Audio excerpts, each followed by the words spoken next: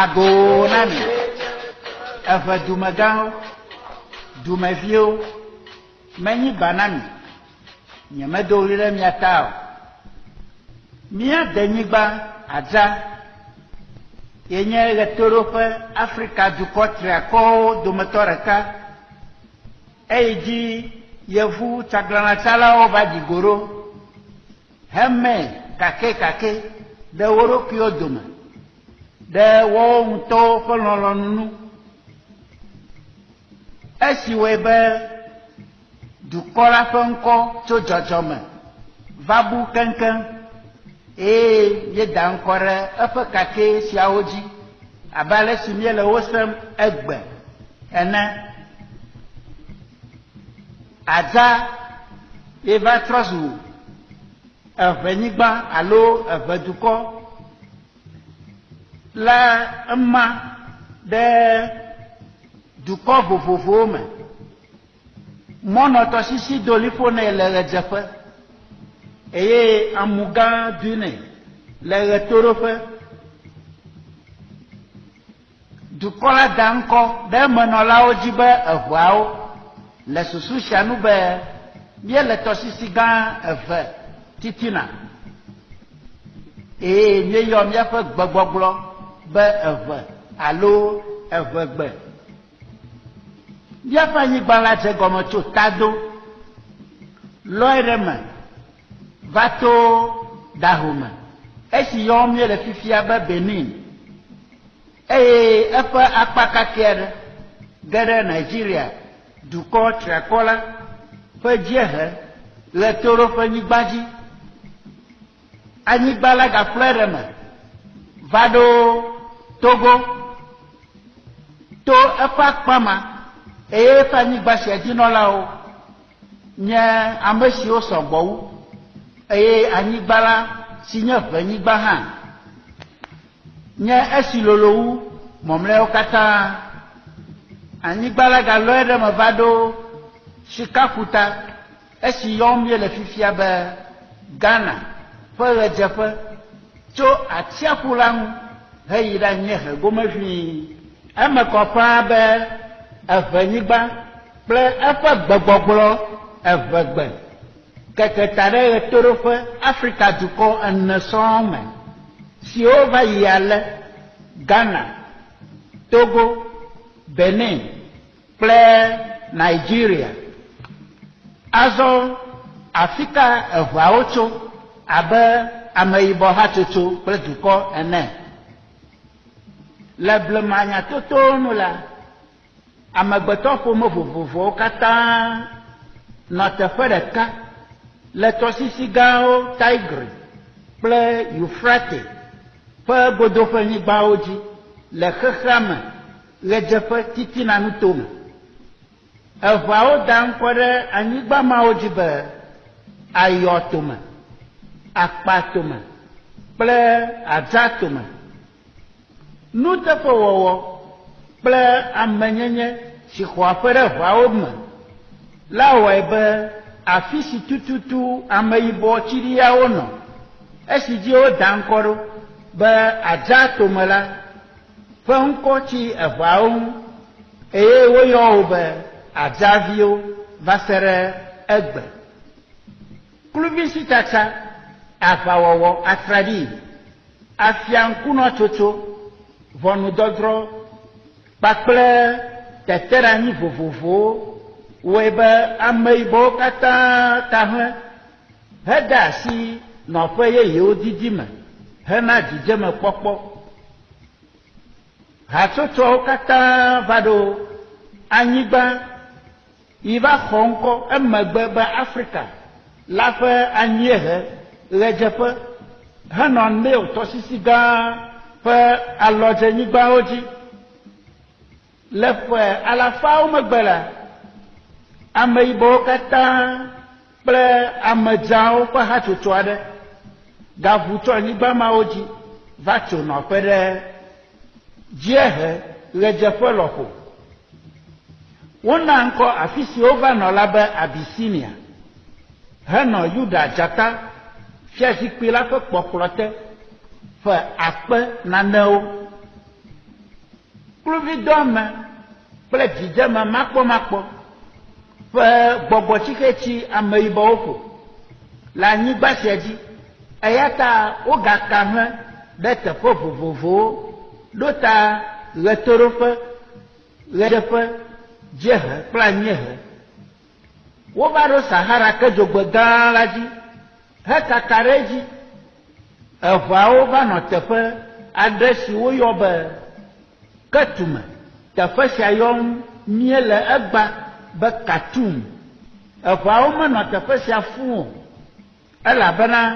tɔsisi eve titina nɔnɔ alo ŋutinɔnɔ ƒe dɔwɔwɔ kple agbenɔnɔ gbadzamawo wogaʋu yi ŋgɔ va ɖo Niger kple Benin tɔsisi eveawo ƒe godoƒenyigbawo dzi woda ŋkɔ ɖe teƒe sia dzi be Kwara dukɔ vovo aɖewo va do go kpakpliwo le afi ma heda asi aʋawɔwɔ me kpli wo ŋutsu sesẽ aɖe si nye gbetɔ Zewuze la nɔ ŋgɔ na eʋawo hewɔ aʋa kple futɔ siawo ʋli anyigba la le wo si eye wòxɔe na eʋawo ŋutsu sia ƒe ŋkɔe nye Charlie Akplɔmada eye wònye eʋawo enɔ afi sia kple eʋawo ƒe ahafia hatsotso vovovo aɖewo woda ŋkɔ vovowo ɖe ŋutsu sia dzi be Ghana ameɖidzata elabena etrɔ eƒe nɔnɔme abe dzata ƒomevi aɖe ene hevuvua futɔ alafawo le aʋawɔgbewo le ŋkeke ɖeka dzi eƒe ŋkɔ ŋutɔŋutɔe nye Charlie Akplɔmada ameyibɔ hatsotsowo ƒe akpa gã aɖe ʋu alo sidzo le ameɖidzata Ghana alo Charlie Akplɔmada ƒe dziɖuɖunyigba sia dzi esiawoe be eʋawo hã gaʋu wova toa nagowo le Ile Ife eye wonɔ anyi kpli wo ɣeyiɣi didi aɖe aʋawɔwɔ atraɖii kple subɔsubɔwo ƒe vovototo kple agbenɔnɔ eveawo ƒe masɔmasɔ woe be eʋawo gaʋu le anagoawo gbɔ va tso nɔƒe yeye hena ŋkɔe be Adza alo Tado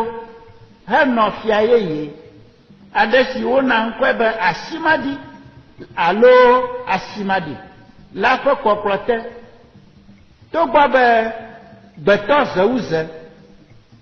Charlie Akplɔmada ameɖidzata alo Ghana ganɔ agbe kokoko hã etrɔ zu ametsitsi ɖaŋuɖola alo amegaxoxo tɔxɛ na eʋawo le teƒe sia eʋawo de asi mama me zi gbãtɔ le Tado woƒe miaʋalɔgome fia gã do akli ʋu kple eƒe aʋakɔ yi ɖatso Dahome eteƒe medidi hafi ɖusi ʋalɔgome fia gã hã agɔ gaʋu yi ɖatso nɔƒe yeye hena ŋkɔe be Dalia woʋu tso Dalia va tso Ŋɔtse ale eʋawo va kaka ɖe anyigba gã etɔ̃ dzi gake gale ɖeka abe ame ɖekawo ene wogblɔ agbe ɖeka wɔ ase ɖekawo ŋuti dɔ heɖo to woƒe aʋafia siawo togbɔ be ʋawo ma la hã ɖekawɔwɔ ƒe gbɔgbɔe gale wo dome kokoko aʋalɔgo etɔ̃ siawoe ƒoƒu hafi yi ɖakpe aʋa kple anago va kɔ ame siwo gale aɖaŋu dem be woadze ʋawo dzi do akli ƒe yɔyɔ va tu Asimaɖi kple Agɔ le Tado kple Ŋɔtse aʋakɔ eveawo te ƒoƒu enumake hezɔ yi ɖatu do akli ƒe aʋakɔ le Dahome aʋa sia wɔ ɣie eʋawo dzi kame ha sia be aklie ɖo go kame to ɖia nago míeyina Dahome xɔlua kpɔ ge eve va kɔwo trɔ va aƒe le avasia wɔwɔ megbe esi wokplɔ wòyɔ alo anago va kɔ la ɖo esi wotrɔ afɔ megbe wonya wo do ɖe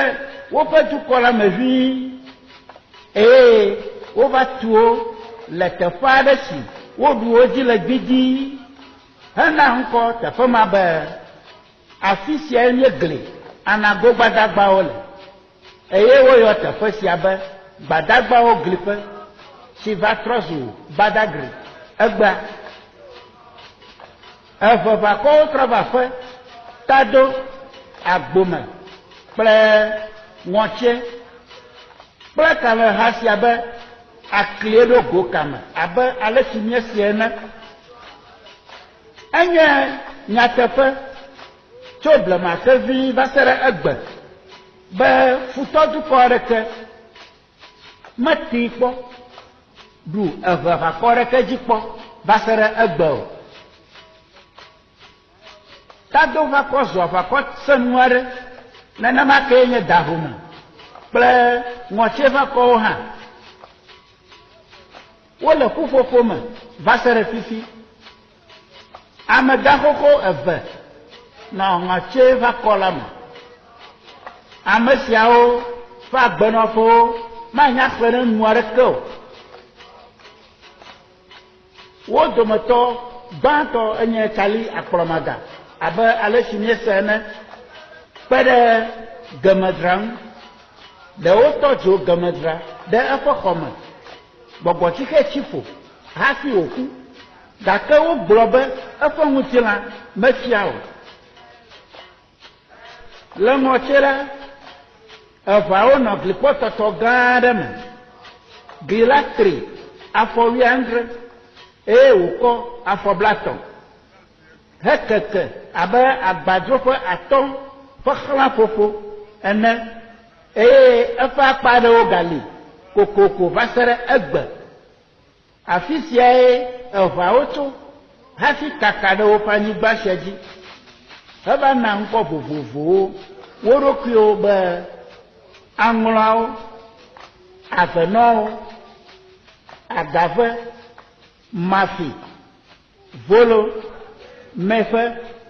ɖɔfɔ siwo xɔ ŋkɔ gbadza abe tɔŋuawo akpiniawo asɔgliawo biawo dzigbe kple nyigbe somawo klikɔwo awudomawo vetawo flawuawo dzodzeƒenyiawo afiƒawo abɔlɔawo aɖakluawo vɛawo leklebiawo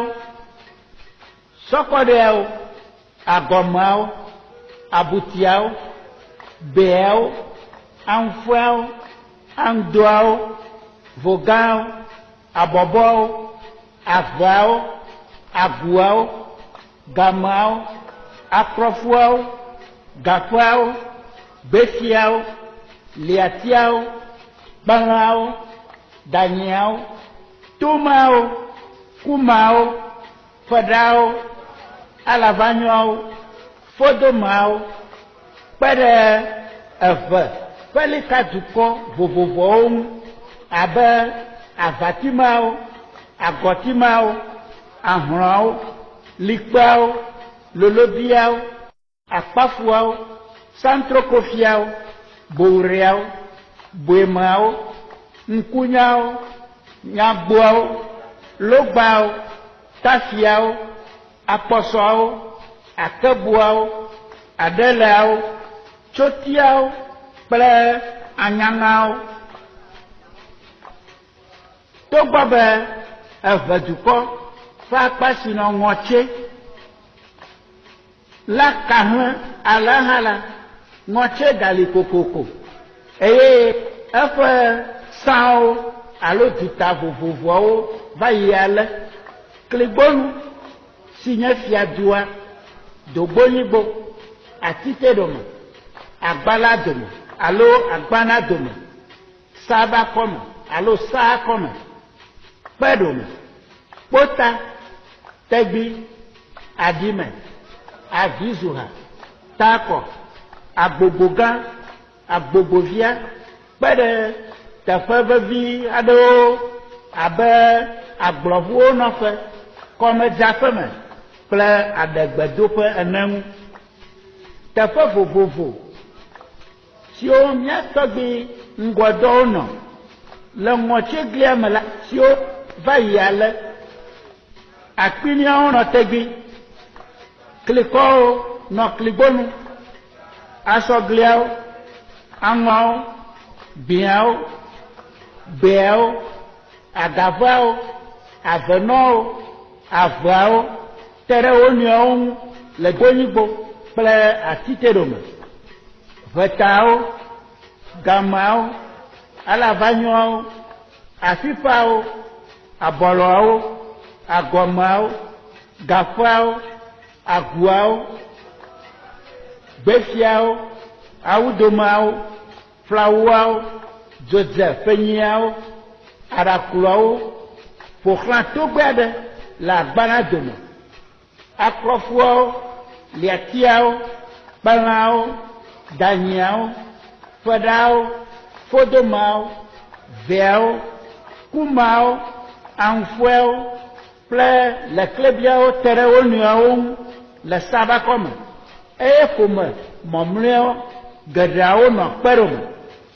eʋevi ɖe sia ɖe ate ŋu akpɔ tɔgbeawo ƒe nɔƒe egbe le ŋɔte ɖikeke aɖeke manɔme du aɖe si nye du xoxo do ŋgɔ na ŋɔtse esi te ɖe ŋu kpuie la woyɔe be dalia du sia nye edu si eʋuawo tso gbã hafi va tso ŋɔtse ʋuʋu alo dzodzo le ŋɔtsegliawo me nyatoto vovovowo ɖi ɖe ase be eʋawo ƒe dzodzo le ŋɔtse eye nyateƒe si va nɔ anyi koŋ fifia esi dzi míeka ɖo alo gblɔna ɣe sia ɣi ku ɖe eʋawo ƒe ʋuʋu le ŋɔtse ŋuti la eyae nye be agɔkɔli ƒe ŋutasesẽ tae fiagã agɔ va trɔ megbe eye via akɔli va ɖu fia ɖe teƒe agɔ ƒe vi akɔli si eʋawo va yɔ kpuie be agɔkɔli eyae va ɖu fia ɖe fofoa teƒe eƒe fiaɖuɖu de sɔsɔ ge kple fofoa tɔ kloe gake dzɔgbevɔe tɔxɛ aɖe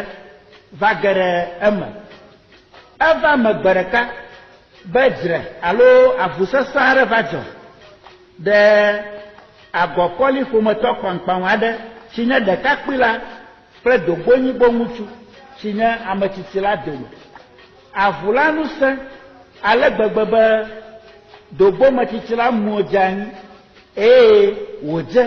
abe nane ɖekakpui la tsɔ xlã ɖe ŋgonu nɛ ene megate ŋu fɔ o agɔkɔli bia be woakɔe vɛ na ye yeada gbe le ŋu gake dogbɔwo gbe hekɔe yi aƒeme le gbe ma gbe tututu si nye avuagba la ŋutsu bubu aɖe ku le dogbonyigbo tete dogbomegãwo da aɖaŋu elabena eƒewo be kligbonu ɖekakpui la dzigbɔ woƒe ametsitsi si woyɔ be aga la tete dogbonyigbo megãwo da aɖaŋu hedɔ hlɔdotikpɔtsɔla ɖe agɔkɔli gbɔ be ametsitsi si eƒe akɔmevi la ƒo la ku agɔkɔli tsɔ dzikpekpe le ɣe ma ɣi ƒe amewusenu ele be amewula le aƒe me naku ʋɔnumadrɔmadrɔe ale agɔkɔli wɔ se la dzi heɖe asi le nɔvia kpankpan la ŋu na dogbomegãwo wokplɔ yi ɖatso kufia nɛ le dogboŋutsu si ƒe ku do go ɖe avuwɔwɔ la nu ƒe kuteƒe la nukunya gã aɖe dzɔ dogbowo ƒe dumegã ɖeka tsitre eɖu ɣe trɔ to me hetɔ si akɔ ƒo adegbe gblɔ be míawoe nya dzaviwo tso adzatome ame makumaku hlɔ̃bialawo hetu afɔ anyi ŋutsuvitɔe agɔkɔli kɔme alo kligbonu dumegã siwo nɔ kua teƒe la se ahama la gɔme eye esi wotrɔ yi aƒe la woka nu si dzɔ la ta na fia agɔkɔli tete agɔkɔli ɖe afɔ manyomanyo aɖe esime dzigbɔɖi medze le tututu o eɖe gbe na eƒe gbadagbawo katã be woayi dogbonyigbo eye woawu dogbo dumegãwo gbadagbawo wɔ nenema le fia la ƒe nyanu woyi eye wowu dogbomegãwo katã kposɔn wotsɔ gbãta na wo dumegã gbogbowo wu ɖe agɔkɔli nɔvi ɖeka ta fo wɔna sia he masɔmasɔ kple zitɔtɔ blibo va ʋawo ƒe hatsotso si le ŋɔtsi la dome gbadagbawo ƒe asi mete ŋu su dumegã dometɔ aɖewo abe tsali tegli gemedra kple ʋenya ene dzi o togbɔ be agɔkɔli na wowu kligbonu dumegã siwo hã tsitre ɖo dogbomegãwo wuwu ɖoɖo sia ŋu hã la eƒe asi mete ŋu su kli si nye eƒe zikpuitɔ ya dzi gbeɖe o elabena tsali akplɔmada kɔ eya kple aga dzoe le ŋɔtsi xoxo ezɔ zime kpli wo dzimaɖi tsitsi aɖukli ɖuɖu kple nyɔnuwo ƒe avi kple konyifafa yɔ aƒe ɖe sia ɖe me le dogbonyigbo atike ɖome kpe ɖome kligbonu tegbe kple dalia ale gbegbe be dukɔ la dadaŋu heɖo kpe dzi be yewoaʋu adzo le ŋɔtsi agblẽ fia agɔkɔli kple eƒe ƒometɔwo kple eyomedzelawo ɖi le ʋuʋugba ƒe zãme la gbetɔ zewuze tsali akplɔmada ɖo golo ŋɔtsedu blibo la eye esia wɔe be ame ɖewo katã ase ʋuʋunya ɣaɣla sia eye wòagahe hlɔ̃nya bubu vɛ la dɔlɔ yi me ʋĩi va se ɖe esime dukɔ blibo la ʋu dzo le ŋɔtsi nyatotowo gblɔ be ame siwo tsi ŋɔtsi dua me kpe ɖe fia la ŋu la nyɔ le ŋufɔki ƒe ŋudɔ ga 12 me dukɔ la ʋu dzo le ɣeɖuɖu wɔna gã aɖe me wova ɖo hahotɔsisi la nu le ɣeyiɣi didi aɖe ƒe zɔzɔ megbe tɔ la ɖɔ gbago ɖe eƒe govawo dzi hele sisim ŋɔdzitɔe gbetɔ zewuze tsali akplɔmada zɔ yi ɖatsitre ɖe tɔ la to eɖe sɔsi ƒoƒogoe tso eƒe akplɔme eƒo tsi la dzi kple sɔsi la heɖe gbe nɛ be wòaɖe mɔ na dukɔ la ale tsi la alo tɔ la ma ɖe akpa gã eve me ɖusi kple mia esi wɔe be dukɔ la zɔ to eme esi woɖi go ɖe tɔ la godo la tsali gatsɔ sɔsi la ƒo tsi la dzi heɖe gbe nɛ be wòanɔ eƒe nɔnɔnu ale tsi la te kpe hede asi zɔ ɖe ɖe me kplakpla dukɔ la ɖe wòkɔ woƒe ametsitsiwo kple nyagaɖeɖiwo ɖe ta le mɔzɔzɔ la me amegaɖeɖi siawo dometɔ aɖewoe nye ʋe tegle kple bubuawo gemedra amegaxoxo siawo dometɔ ɖeka si gblɔ ɖe eɖokui ŋu be yemele kuku gakpɔ o negbe amegbetɔ koe avɔ le ye gbɔ gemedra ƒe viwo mekɔ eya kpa ɖe me dzoe le ŋɔtsi le dzodzogbe la o ŋɔtsi dukɔ blibo la do dɔmedzoe ɖe agɔkɔli ŋuti ale agɔkɔli zi gbetɔ zewuze gemedra dzi be wòatsli ma be dukɔ la ƒe akpa sisi dzo la natrɔ agbɔ gemedra wɔ kɔnu tɔxɛ aɖe le fia la ƒe nyanu gbemagbe. Gemedra ƒe dzo alo amlima la ɖi mɔzɔlawo ŋu. Eva me be nuɖuɖu vɔ le wo ta gbe ɖeka ŋufɔke eye dɔvɔ̃ɖi aɖe de asi dukɔ wuwu me. Dukɔ blibo la do dɔmedzoe ɖe dumegãwo ŋu heɖo kpe dzi le adzame be yewoasi atrɔ ava ŋɔ tso eglia me. Tsali akplɔmada si nye gbetɔ zewuze la se nya ɣaɣla sia le woƒe tawo me. Eɖe gbe enumake na dukɔ la eye woƒoƒu ɖe eŋu. Eɖe lã ƒuƒodzi kli aɖe tso woƒe akplɔ me da ɖe anyigba heɖe gbe nɛ be wòaŋlɔ agble. Ƒodzikli ŋlɔ agble gã aɖe le ɣeyiɣi kpui aɖe megbe. Ati gãwo de asi mumu me gbloo. Agble la lolo ale gbegbe tsali ɖe gbe eye dzo ge tso dziƒo va bi agble la eye wòɖi bidii. Tsi gã aɖe dze enumake le tsia ƒe kekemegbe la tsali ɖe bliku gbogbo aɖe tso eƒe kotoku me eye wòna ƒodzikli ƒãe ɖe agble la me. Bli la mie enumake hele dzedzem nyuie ke tsali do ɣli sesĩe gblɔ be agbado kpakpaɖakpa bli medze avi le agbletɔ ŋkume o. Tete dukɔ blibo la katã dɔlɔ yi eme vi. Kasi woanyɔ la bli la tsi dze vi heƒu klia agble la me. Tsali na dukɔ la ɖe bli la ƒoƒui woklẽ eye tsali gatsi amima. Bli la nyɔ ƒoƒu le agbɔsɔsɔ gã aɖe me. Ale tsali na dukɔ la ƒoxlã bli la eye wòle gbe gagblɔ bena tagba te menɔ du dzi wotuna o. Ɖeviwo miava tu aʋliaʋlia. Kasia bli la trɔ zu wɔ gbidii eye nyɔnuwo kui dzidzɔtɔe heɖa nu na dukɔ blibo la wo ɖuɖi ƒo. Nu siawo katã va me le ŋkeke ɖeka dzi le aɖabaƒoƒo gbe aɖewo megbe. Woasia nɔ agbame na mɔzɔlawo va se ɖe esime wova ɖo afi si wova na ŋkɔe be Tevie, afi si dukɔ la nɔ ɣeyiɣi didi aɖe hafi gade asi mama me le hatsotso vovovowo me. Esi mía tɔgbuiwo va ɖo míaƒe anyigba sia dzi, wowɔ dukplɔse alo dukplɔɖoɖo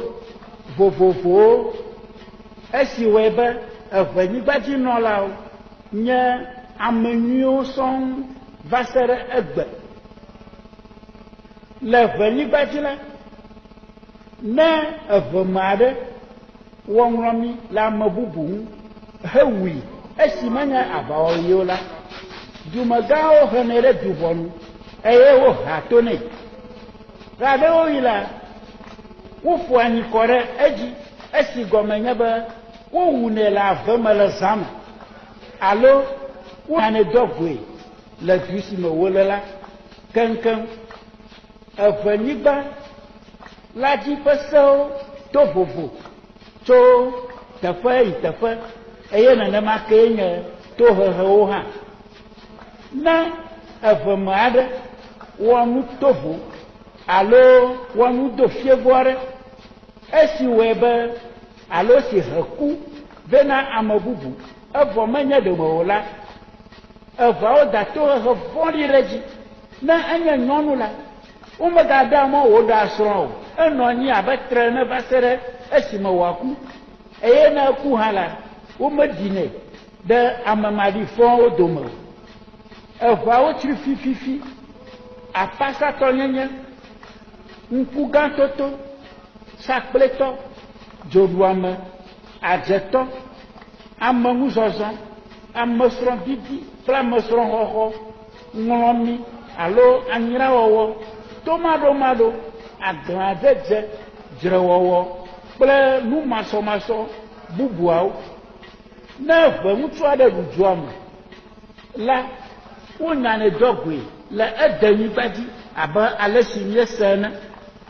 Ne eʋeŋutsu aɖe wɔnu abe gbɔn tokui ene hede asi nyɔnu tagbɔgbegblẽtɔ ŋu ezu atre elabena nyɔnu aɖeke malɔ be yeazu nyɔnu tagbɔgbegblẽtɔ tusi o nenema ke ne ŋutsu aɖe lé nyɔnu aɖe hetra eɖokui ɖe lãme nɛ akpasesetɔe la eve dumegãwo henɛ va du ʋɔnu ha to nɛ bia gbɔe ne eve me aɖe yi nɔvia ƒe agbleme eye wòtsɔ agblemenuku ewɔ dzesi aɖe kokoko be agbletɔ la nakpɔ anya be ame si tsɔ nua la metsɔe ɖe fi teƒe o ke boŋ be dɔwɔme teƒe eye be wòaɖe eɖokui nu eye nutsɔla la hã wɔnɛ godoo nenema eveawo ƒe nukɔɖeɖiɖi ewɔe be dukɔ siwo ŋutsuwo tso wo mimi ɖo gbe la menɔla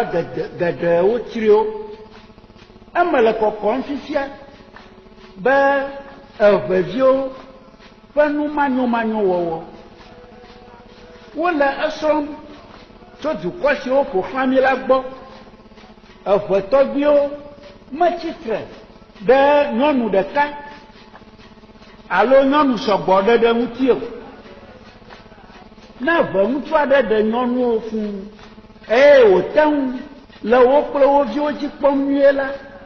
nenem me sia meƒle dzomavɔ ƒe me yiyi safi na eɖokui abe ale si yevuwo ŋuti nufiafia le eɖem le nya fiam egbe ene o enye ame ŋkuta le edetɔwo dome elabena eve dumegãwo meɖe mɔ ɖe nyɔnu kple vidzimakpɔmakpɔ ŋuti o le eveawo dome la enye ɖiƒɔmeɖokui be nyɔnu aɖe nanɔ tsatsam le ŋutsuwo dzi anɔ eƒe gbe sia gbe nuɖuɖu dim tso wo gbɔ woyɔ nenem nyɔnu alo ɖetugbui siwo tsɔ esiawo abe nuɖuɖu didi ƒe nu ene la be ahasitɔwo alo gbolowo kple dɔxɔlameŋukakalawo susu sia tae eveawo tsɔ wo viwo alo wo vi nyɔnuwo na ŋutsuwo alo ƒometɔ ŋutsuviwo siwo si agbenɔnɔ nyui le hena tomefafa dzidzeme kple domenyi dɔxɔlameŋuwo nutsitsi ɖikeke aɖeke mele eme o be evevi ahasitɔwo gbolowo dɔxɔlameŋukakalawo fiafiwo adzodalawo adzoblasua kple nuvɔdo fievowo wɔlawo srɔ̃ nenem nɔnɔme siawo le dukɔ siwo ƒo xlã mi eye kple esiwo ŋuti wotsɔ ʋe dukɔwo mimi ɖo fifia la gbɔ kalẽwɔwɔ agbenyuinɔnɔ nuteƒewɔwɔ tomefafa didi nyateƒetoto taʋuʋli kple ŋusẽdonu ƒe gbɔgbɔnɔmesi dzie eveawo tɔgbiwo tu eve dukɔ la ɖo nyatoto aɖe gblɔ be ameyibɔ hatsotso siwo mesɔgbɔ fũu o la ƒe akpa aɖewo dze xɔlɔ̃ gbetɔ zewuze tsali akplɔmada le Kwara kple Ife nutɔwo me tsakatsaka srɔ̃ɖeɖewo le ame siawo dome wɔe be wonyi dzo kple eveawo eye wova ɖo nɔƒe yeye siawo kpliwo heli kpliwo fifia hezu eve ƒelikawo kple dzoɖuxɔlẽwo na eveawo kpe ɖe woƒe ahafiadukɔ vovovowo ŋu le mɔnu kple amu vegomenyigba sia dzi eveawo va ma ɖe fiaɖuƒe vovovowo me ale le woƒe nɔƒe yeyeawo aŋlɔwo ƒe fiadu gã nyaŋlɔ gã agavawo tɔ nye dabala masi adidome some agbozume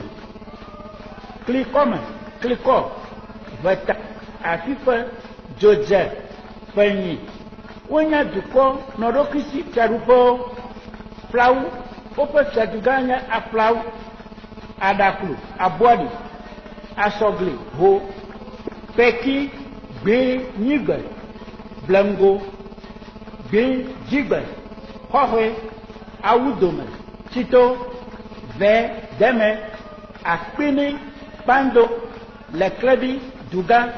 agɔme, kpanime, be, kumaƒe, voga, hahotu, ave, ɖakpa, tado, kpekpleme, agu, nyɔgbo, gaƒe, kpekuime, tsevie,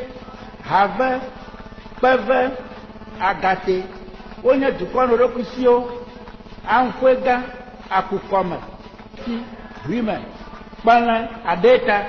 abutia, teti, danyi, atigba, kuma, adame, alavanyo, ʋudidi, fodome, xelu, avenɔ, avenɔƒeme, ando, amavenu, fɔ̃, xɔgbenu, ŋɔtse, kligbonu, avatime, ʋane, agɔtime, kpetoe, akebu, kunyowu, akpafu, todzi, santrokofi, benua, boure, le eɖokuisi, likpe, mate, boem, borada, lolobi, asiabi, ahlɔ, bogo, ŋkunya, ahenkro, nyɔgbo, sri, adele, asukɔkɔ, tafi, maɖɔ, anyanga, blita. Anyigba la ƒe akpa ɖewo gblɔ wo ŋutɔwo ƒe gbe vovovowo eye wogagblɔ eve gbe gbadzaa kpe ɖe ŋu heŋlɔnɛ hã nyuie. Woƒe akpa ɖewo de ŋgɔ le eve gbedodo, eve gbe ŋutinunya kple eŋɔŋlɔ me nyuie. Wo tɔgbuiwo nye aʋatsu ɖeka dalawo kple ʋeawo tso blema ke